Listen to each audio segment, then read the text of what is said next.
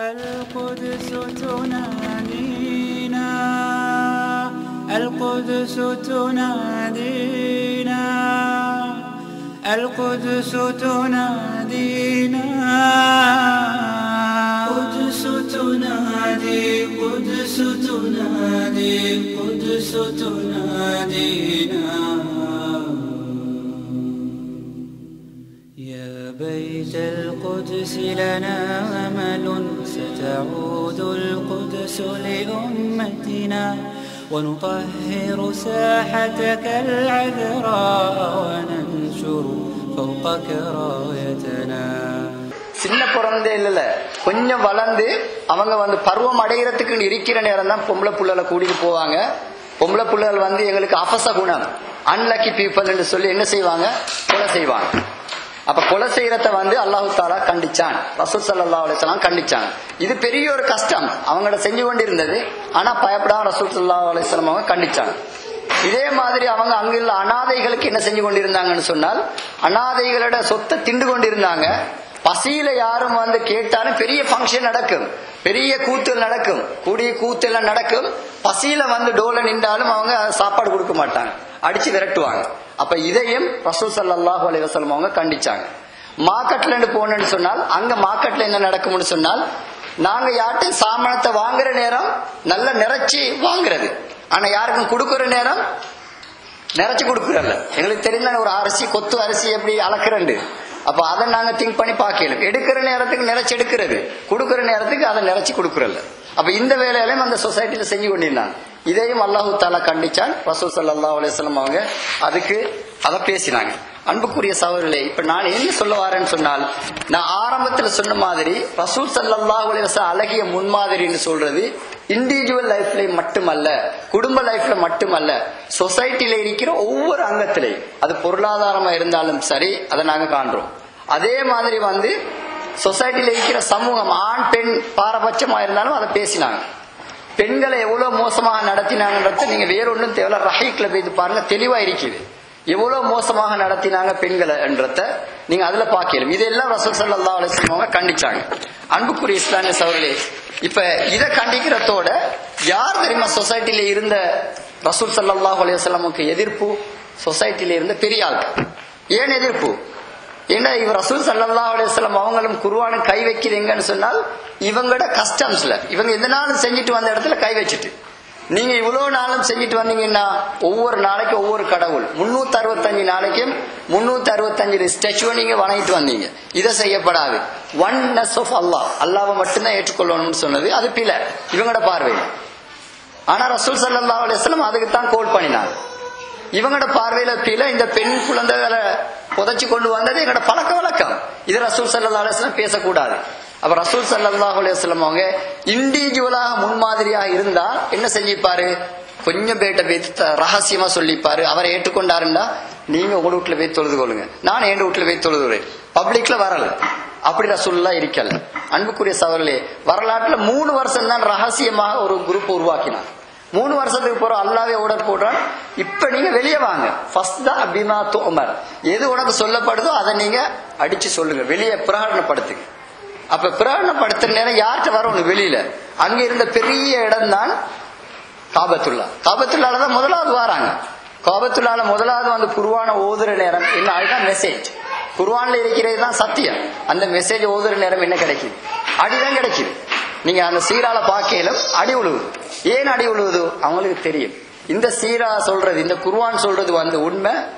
இதை நாங்க விட்டோம்னு சொன்னால் இந்த சமூகம் வளர்ந்துடும்.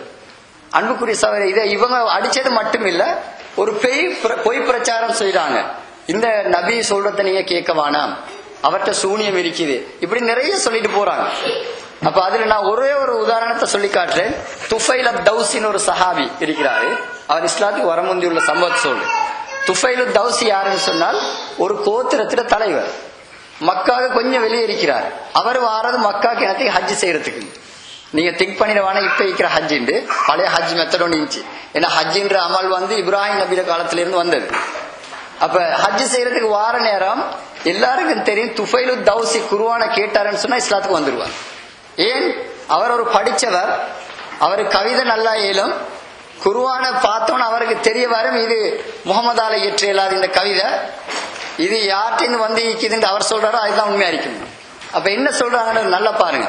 துஃபைல் தௌசி வாரன்னு தெரிஞ்சவனே காஃபிர்களோட தலைவர்கள் கூடி சொல்றாங்க, இவர் எப்படியாவது இந்த லிசன் பண்ண விடப்படாது, எதை குர்ஆன லிசன் பண்ண விடப்படாது. அப்ப கூடி சொல்றாங்க, இப்படித்தான் முகமது ஒருத்தர் வந்திருக்கிறாரு, எல்லாரும் அவங்களோட மார்க்கத்திலேருந்து கலட்டி எடுத்துட்டு போய்த்துறாரு, உம்மட்ட இருந்து புள்ளகளை வாப்பட்ட இருந்து புள்ளகளை நான தம்பி எல்லாம் பிரிச்சு எடுத்துட்டு போய்த்தாரு, சபா அந்தீனினா எங்கட மார்க்கத்திலிருந்து அவர் வேறொரு மார்க்கத்துக்கு போய்த்தாரு, அப்படித்தான் சொன்னாங்க. எனவே அவர் சொல்றத நீங்க கேட்காதீங்க, அவர் சொல்றதுல வந்து பொய் இருக்குது, அவர் சொல்றதுல சூனியம் இருக்குது, நீங்க கேட்காதீங்க. அப்ப இவர் என்ன துஃபைல் தௌசி அவர் ஒரு தீம் கொண்டு பண்றாரு. சரி, காபத்துல்லாக்கு போற நேரம் காதுல பஞ்சு அடைச்சிட்டு போகும். அவர் என்ன செய்யறாரு, 2 காதுலயும் பஞ்சு அடைச்சிட்டு போறாரு. போற நேரம் அவருக்கு யோசனை வருது, நான் மடையான் இல்லை, அவர் என்ன சொல்றாருன்றதை கேட்போம். அவர் பஞ்சு எடுக்கிறார். அப்ப உண்மையில வந்து இந்த நேரத்தில் நடக்கிற சம்பவம் என்னன்னு சொன்னால், காபத்துள்ளால சஹாபிகள் குர்ஆன் ஓதுறாங்க. இவருக்கு அதை கேட்கணும் மாதிரி கிட்ட போறாரு, கேட்கிறார். அதே போல எங்க உங்களோட நபிட்ட போறாரு, உட்கார்றாரு, ஓதி காட்டுங்க, அவர் ஓதி காட்டுறாரு, இவர் இஸ்லாத்துக்கு வராரு. அப்ப இதுல 2 விஷயம் இருக்கு. ஒன்று என்னன்னு சொன்னால், பொய் பிரச்சாரம் இருந்தாலும் எங்கட முஸ்லீம்கள் என்று இருந்தவங்க அங்க பகிரங்கமாக பிரச்சாரத்தை கொடுத்து கொண்டிருந்தாங்க.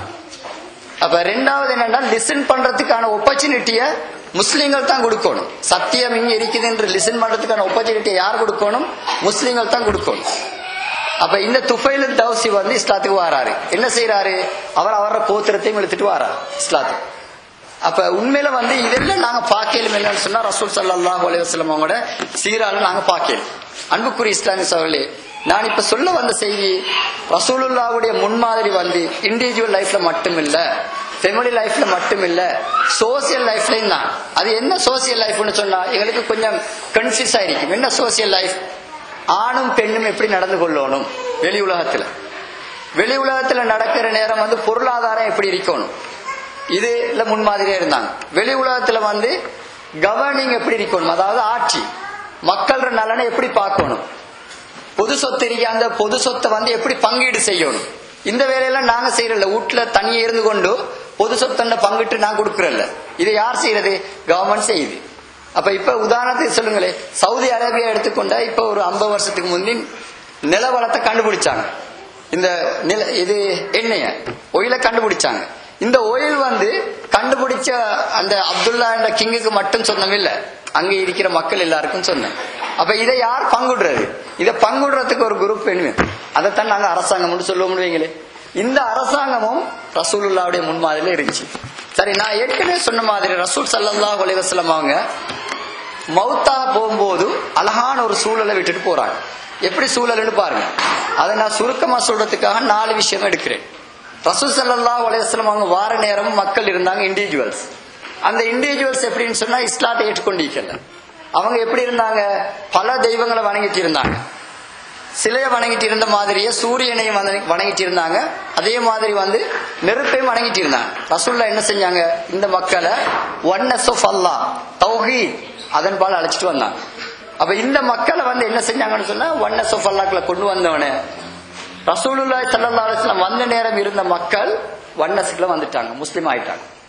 அந்த நேரம் வந்த நேரத்துல அந்த மக்கள்கிட்ட இருந்த சிந்தனையை மாத்தினாங்க. என்ன சிந்தனை மக்கள்கிட்ட இருந்தது, நீங்க திருமணம் வார நேரம் எடுத்தது மாதிரி, பொருளாதாரம் ஒன்று எடுத்த மாதிரி, ஒவ்வொரு கட்டத்திலேயும் அவங்களுக்கு ஒரு கான்செப்ட் இருந்துச்சு. அதை எல்லாம் மாத்தினாங்க. பொருளாதாரம் இதுதான் இஸ்லாம் சொல்றது தான், அந்த சிந்தனை எல்லாம் மாத்தினாங்க. உதாரணத்துக்கு நான் சொல்றேன், இந்த சொசைட்டில எப்படின்னு சொன்னால், வெளியில எப்படி இருக்குது சிந்தனை, இந்த சொசைட்டில 16 வயசு ஆகிட்டேன்னு சொன்னால் ஃப்ரீ டு டூ எனிதிங், யாரு எங்கட புள்ளகள் இந்த சொசைட்டில இருக்கிறது. அப்ப இது இந்த சிந்தனை. அப்ப இந்த சிந்தனை எப்படி மாத்தணும்னு சொன்னால் இஸ்லாமிய சிந்தனையால மாத்தணும். அப்ப இது ஒரு உதாரணம். ரசூல் ஸல்லல்லாஹு அலைஹி வஸல்லம் அவங்க என்ன செஞ்சாங்கன்னு சொன்னா சமூகத்தில் இருந்த சிந்தனை ஒவ்வொன்றா மாத்தினாங்க. இந்த பெண் குழந்தைகளை வந்து கொள்றது கூடாது, மோசடி செய்யறது கூடாது, அளந்து எடுக்கிற நேரமும் கொடுக்கிற நேரம் வந்து நியாயமா நடந்து கொள்ளணும், அனாதை